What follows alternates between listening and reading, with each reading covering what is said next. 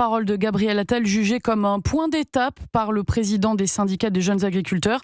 Du côté de la Confédération paysanne, les agriculteurs restent mobilisés comme sur l'A62 qui est toujours bloquée par des tracteurs entre Agen et Montauban. Et hier soir, quelques 200 de leurs adhérents ont pénétré dans le siège de Lactalis à Laval en Mayenne. Écoutez.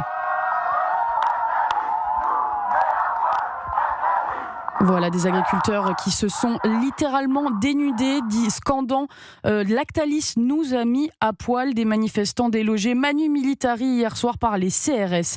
Le syndicat a d'ailleurs décidé d'organiser son propre salon de l'agriculture dans leur ferme et surtout loin de Paris. Le vrai salon de l'agriculture lui s'ouvre samedi, porte de Versailles. Alors crêpes et cidre de rigueur, direction la Bretagne. Le reportage de Sandrine Prioul pour Europe 1.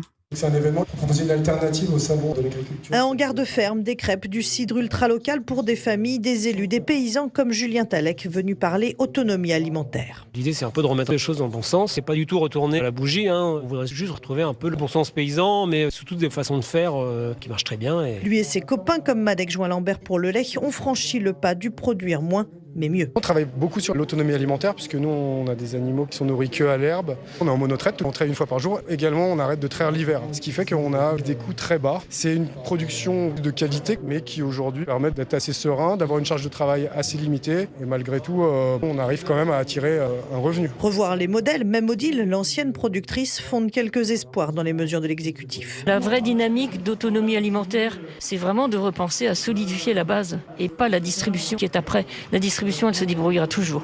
Les débats s'installent. Ici, une élue lance que les circuits courts fournissent déjà la restauration collective, aussi parce que c'est plus rentable. Sandrine Prioul dans le Finistère pour Europe 1.